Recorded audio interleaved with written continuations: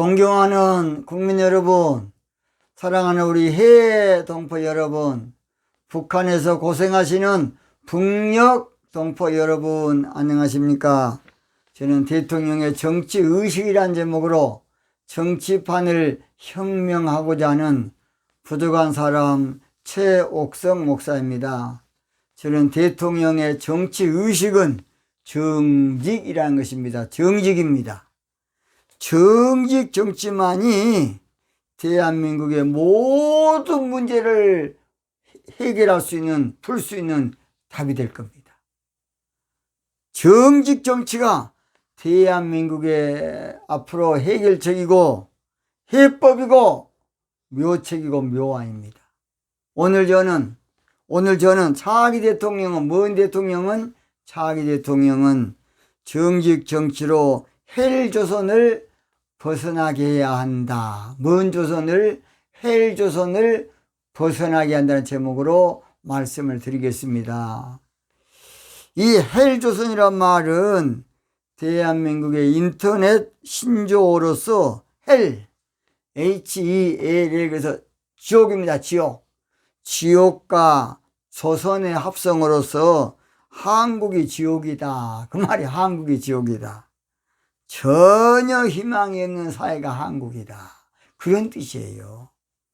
헬조선이라는 용어는 2010년 DC 인사이드를 비롯한 인터넷 커뮤니티에서 주로 사용되다가 SNS 등지로 퍼지고 언론에서까지 보도되면서 널리 쓰게 됐습니다.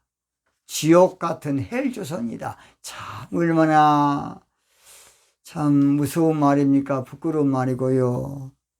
한국에서 삼천리 밤도 금수강산이 돼야 될 텐데 헬조선이 웬 말입니까? 지옥의 조선이 뭔 말입니까? 한국이 지옥과 비교될 정도로 갈등이 많은 살기 나쁜 나라라 그런 말이지요. 헬조선이라는 말은 그래서 지옥불 한반도다라고 하는 사람입니다. 지옥불 한반도라고 말하는 사람도 있습니다. 뭔 불? 지옥불. 우리나라가 헬조선 즉 지옥과 같은 나라가 된 문제의 원인이 무엇인지 아십니까? 세 가지입니다. 세 가지. 첫째로 이념 갈등으로 지옥 같은 헬조선이 된 것이에요. 이념 갈등. 뭔 갈등? 이념 갈등입니다. 이념 갈등. 우리나라는 이념 갈등 공화국이에요. 우리가 일본에서 해방된 다음에 그 이념 갈등 때문에 대구 폭동 사건, 제주 4.3 사건, 여수 말년 사건, 그 다음에 총화가 6.25 동란입니다. 이걸 똑바로 알아야 돼요. 이념 갈등에서 이루어진 문제예요. 그러니까 우리 선량한 양민들은 뭣도 모르고 민주주의가 뭔지 공산주의도 뭔지 모르고 있다가 다 당한 거예요. 그냥. 두 번째가 심각한 청년 실업 문제로 인해서 일자리 없는 지옥 헬조선입니다. 지옥 같은 헬조선. 생산성 있는 정책이 있는 사람이 대통령이 할 텐데 약 15년 전부터 생산성 있는 정책이 없어요. 그리고 알게 모르게 좌우 개념에서 그거 처리해야만 되는 것으로 한마디로 말해서 당장 피부적으로 어떻게 그걸 척결하라는 것인데 뿌리 깊은 이념 갈등이 그거 몇 사람 처리한다고 되는 거 아닙니다. 인천 상륙작전처럼 정직 정치로 한마디로 밀고 나가야만 피차간의 민주주의나 공산사회주의나 다 무릎을 꿇게 된다고 봅니다. 세 번째입니다. 세 번째. 수도권에 집중된 주택 문제의 헬조선입니다. 그러니까 좌파 정부가 그러죠. 좌파 정부 때는 집값이 많이 올라가요. 우리 훌륭한 노무현 대통령도 집값이 얼마나 올라갔습니까? 문재인 대통령에서도 집값 지금 얼마나 그런데요, 갑자기 집값 잡으려고 하면 이거 안 돼요. 세금으로 집값 잡으면 안 됩니다. 노태우 대통령처럼 초반부터서 이 문제를 심각하게 해서 신도시 문제를 기획해야 됩니다. 기획. 그리고 우리나라는 지금 중국에서 이사 온 사람 상당히 많이 있어요. 이걸 알아야 돼. 우리나라 인구만 왔다 갔다 한 것이 아니고 지금은 세계화 시대가 돼가지고 내가 그 나라 사고 싶으면 사는 거야, 그냥. 그러다 보니까 잉여주택 문제를 반드시 해야 돼. 우리나라가 앞으로 좋은 나라가 되면 될수록 주택 문제를 명쾌하게 해결할 수 있는 그런 지도자가 나와야 되겠습니다. 차기 대통령은 그래서 헬조선이란 말이, 지옥 헬조선이란 말이 쏙 들어가게 해야 돼. 차기 대통령은 지옥 헬조선이란 말이 무색하게 만들어야 돼. 차기 대통령은 지옥 헬조선이란 말이 천국으로 바꿔질 수 있도록, 금수강산으로 바꿔질 수 있도록 그렇게 별천지로 만들 수 있는 지도자가 나와야 되겠습니다. 이 문제 해결책은 국민에게 있지 아니하고 대통령에 있어요. 이 문제인 대통령 잘 뽑아야 됩니다. 이 문제를 해결하기 위해서는 정책 담당자도 중요하지만 대통령이 중요해요. 지도자가 중요하단 말입니다. 그래서 이 문제를 해결할 길은 오직 대통령이에요. 대통령. 국민 여러분, 대통령을 잘 뽑아야 됩니다. 아무거나 선거면 안 돼요. 대통령을 똑바로 선출해야 돼. 대통령을 정책이 있는, 정치에 대한 뭔가 비전과 철학이 있는 그런 후보를 반드시 찍어야 되겠습니다. 찍어놓고서 나중에 손가락 잘리면 뭐 겁니까? 그렇다면 헬조선을 벗어나기 위해서 어떻게 하느냐? 제가 오늘 3가지로 말씀드립니다. 첫째입니다. 첫째, 이념 갈등의 지옥에서 벗어나가려면 정직 정치로 이념의 쇠사슬에서 벗어나게 돼야 돼요. 해방 후에 참 사실은 남한에 있는 공산당이죠. 남로당이라 그럽니다. 남로당이 이제 해방되자 말자 바로 박헌영이를 중심으로 당수지어 남한에 자리 잡게 된 거예요. 그래서 더욱이 또 박헌영이가 이승만 대통령 오기 전까지 모든 걸 다 한마디로 인민화 다 했어요. 그리고 나서 또 이승만 대통령이 와가지고 자유민주주의 나라 세우니까 이것이 갈등이 이리 겹치고 저리 겹치고 난리가 개판된 겁니다. 그래서 폭동 사건이 일어난 겁니다. 까놓고 이야기해야 됩니다. 우리나라에서 가장 큰 문제가 바로 이념 갈등 문제, 좌우 갈등 문제, 한마디로 이데올로기 갈등 문제예요. 문정부 들어서 이념 정치를 또 본격화하다 보니까 이념 갈등으로 국민이 두 쪽으로 쫙 나눴습니다. 두 편으로 쫙 나눴어요. 두 진영으로 쫙 나뉘고 있습니다. 두 세력으로, 두 사상으로 쫙. 그리고 이제 공무원들은 눈치 보는 거야. 어느 쪽을 내가 택해야만 나에게 덕이 될까. 수많은 공무원들이 눈치만 슬슬 보고 있습니다. 이 문제를 해결할 길은 상대방을 척결해버린다 되는 것이 아니고 정직 정치로 이 이념 문제를 해결해야 됩니다. 뭔 정치로? 정직 정치로. 이 문제를 해결할 길은 상대방을 쓸어버린 것이 아니라, 뭐인 것이 아니라, 쓸어버린 것이 아니라 한마디로 말 정직 정치로 해결해야 돼. 상대방을 토벌한다고 해결되는 거 아니에요. 상대방을 끝장내버린다고 해결된 것도 아니고 괴멸시켜버린다 해결된 거 아니라니까. 그 미루는 방법을 쓰고 있어요. 아무리 괴멸해도 그동안에 자유민주 국민으로 살았는데 어떻습니까? 자, 아무리 자빠 쓸어버린다 그래도 많이 써요. 저는 수십만 명 있다 봅니다. 그걸 어떻게 다 쓸어버릴 겁니까? 상대방을 죽여버린다고 다 어떻게 죽여지겠습니까? 그래서 킬링 필드가 생긴 거야, 여러분. 베트남 보드 피플 그때 안 봤습니까? 상대방을 없애버린다 그런 거 아니에요. 이념 문제 해결은 정직 정치로 공의를 해야 돼요.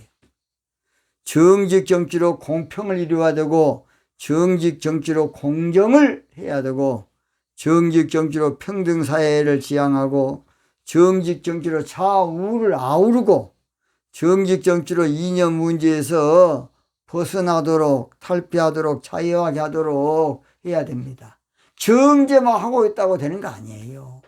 장이야, 그럼 멍이야, 그래. 이렇게 소용없어요. 제3의 방법인 정직 정치입니다. 뭔 정치라고요? 정직 정치. 제3의 정직 정치로 같이 다 아우려야 돼. 다 피해자입니다.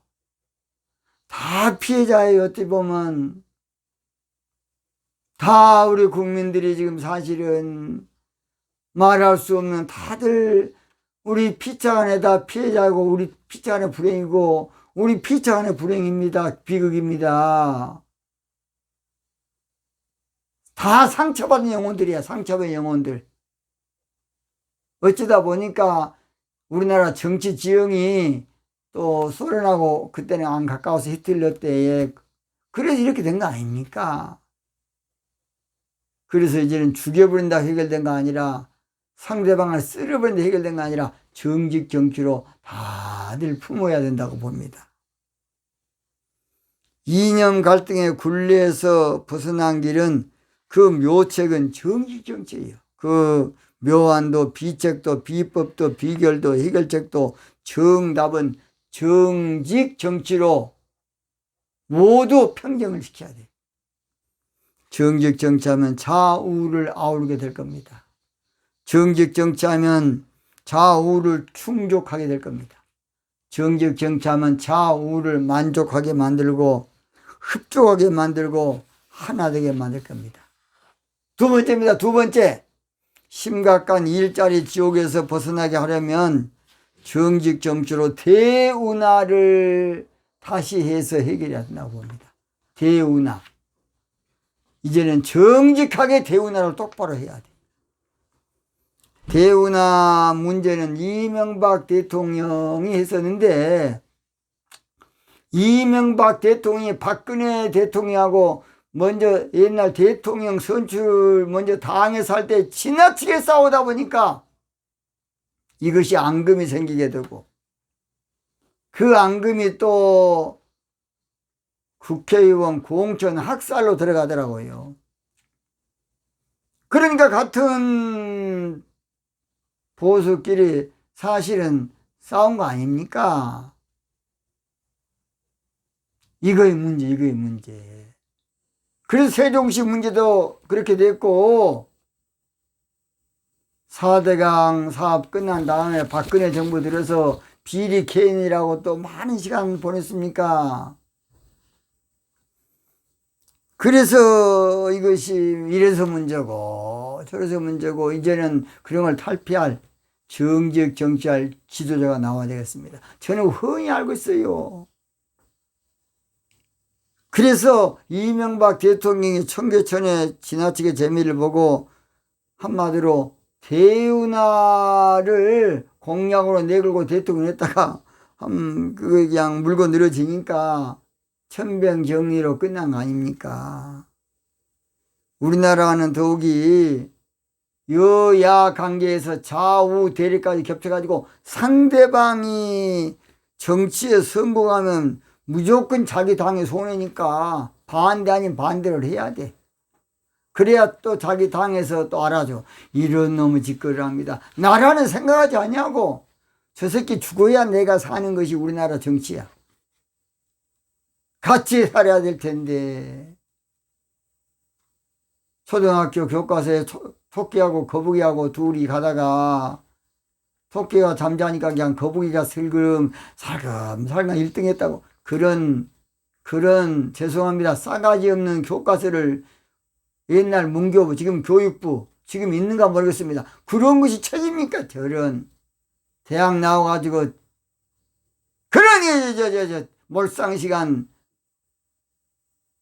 거북이가 가다가 토끼가 잠자고 있으면 일어나게 가세 피곤한가 하고 손잡고 같이 가는 것이 교과서에 기록돼야 안 되겠습니까? 그런 그 교과서 만든 저질 저는 이해가 안 돼. 저는 학교 다닐 때 그 선생님께 질문해서 선생님 이거 맞습니까? 그러니까 가만히 있어. 교과서에 나온 대로 해. 나는 그랬어요. 같이 1등 해야 안 되겠으니까 니는 교회 다닌다고 그런 정의 갖고 있지 마. 그래 아무것도 모르게 그냥 뭐 초등학교니까 그냥 고개 숙였지요. 나라 발전에는 안중이 없고 자기 편만, 자기 당만, 자기 측면 진영만 잘 때면 나라 장래 생각하지 않아요. 나라 앞으로 미래 생각하지 않는다고요. 국민 여러분 이걸 잘 알아야 돼. 자기 당을 위해 정치한 거야. 국가를 정치 안 해. 미안합니다. 어떤 새끼도 안 하더라고. 오직 자기 당을 위해서. 그런 놈의 짓거리를 지금 계속 해오고 있습니다. 국민 여러분 속지 마세요. 국민 여러분 속지 말라고요. 자기 당을 위해서 정치하는 그런 썩을 놈의 정치 속지 말라고요. 우리나라가 일자리 없이 용돈 나눠주는 것이 바로 지금 국가 재앙이고 국가 비극이고 돈 찍어서 돈 뿌리는 거 베네수엘라 가는 거 아닙니까? 빚내서 용돈 주는 거 국가 재난입니다. 돈 풀어서 선심 쓰는 거 국민 속이는 거예요. 세상에 국민 기본소득제 빚이 지금 1,000조가 가까이 될 텐데 앞으로 국민 기본소득제가 문제입니까? 옛날엔 못 먹고 못 살아도 우리가 열심히 했습니다. 얼마나 꼼수를 2만원 전압이 그런 국민들을 쓰레기로 봅니까? 우리 국민들이 쓰레기입니까? 나도 가난하지만은 2만원 국민들을 나눠준다. 전화비를 지원해준다. 이런 국민들을 거지로 보고 그렇게 만드십니까? 그런 것은 누들 정책도 아니고 결국 나라 망하는 누들, 나라 망하는 누들이라고요. 누들 정책은 생산성 있는 정책으로 국가에서 일자리를 만들어서 이익이 탈출하는 것을 말합니다. 우리나라가 이 단계에서 정직하게 대운하를 하면 국가 발전은 물론 일자리 150만 개를 좋게 만들 수 있을 것입니다. 일자리 150만 개. 자세한 것은 저희의 방송 가운데 대운하 부분을 참고해 주시면 좋겠습니다. 세 번째입니다. 세 번째. 심각한 수도권 주택의 헬조선 즉 주택난에서 벗어나게 하려면 어떻게 해야 되느냐. 세 번째입니다. 이것도 대운하로 최첨단 신도시 7개를 건설해서 그 7개 도시마다 선착장도 만들어 놓고 또 대운하의 참 멋있는 이제 대운하 근교를 우리가 마음껏 누리고 살도록 해야 됩니다. 만들어 놓고 애물단지로 가만두면 되게 그보다 더 좋은 거 어디갔습니까? 여러분 한강 근교의 아파트가 왜 비싼 줄 아세요? 한강에 흐르는 물을 보기 때문에 시원해가 보기 때문에 비싼 겁니다. 용산구 그쪽으로요. 그러면 대운하는 흘러가는 데가 어마어마하게 많기 때문에 저도 사실은 노년에 그런 시원한 곳에서 좀 살고 싶습니다. 그래서 유실수도 심고 거기서 참으로 명품 도시로 만들어서 수도권 집중화 현상을 그렇게 7개 정도 만들면 충분히 해결할 수 있다고 봅니다. 지금 수도권 주택난이 갈수록 심각하고 수도권 주택은 앞으로 주택 대란으로 계속 발전될 겁니다. 수도권 집중화 현상을 막기 위해서는 최첨단 장수 마을을 장기적으로 참 대운하를 활용을 해서 할 수 있도록 저는 해야 된다고 봅니다. 그래서 처음부터서 대통령 되자마자 주택 문제를 반드시 밀고 나가야 돼요. 이것은 하루아침에 되는 거 아니에요. 그리고 세금으로 두드러 막는다 됩니까? 안 돼. 세금으로 막으면 또 이제 월세 사는 사람들 올라가지. 세금 직가인 사람도 또 못 살지. 다 같이 못 살아. 이런 한마디로 생산성 정책 대통령이 되면 절대 안 되겠습니다. 차기 대통령은 정직 정치로 헬조선을 탈출시키고 해방시키고 벗어나게 하고 역전시키고 파라다이스로 만들어야 되겠습니다. 앞으로 전 세계적으로 한국으로 이사올 사람들이 많다고 저는 봅니다. 우리나라는 모든 인프라가 잘 되어서 치안과 의료 체계가 세계적입니다. 세계적. 차기 대통령은 정직 정치로 내일을 대비하고 내일을 준비하고 내일을 예비해야 되겠어요.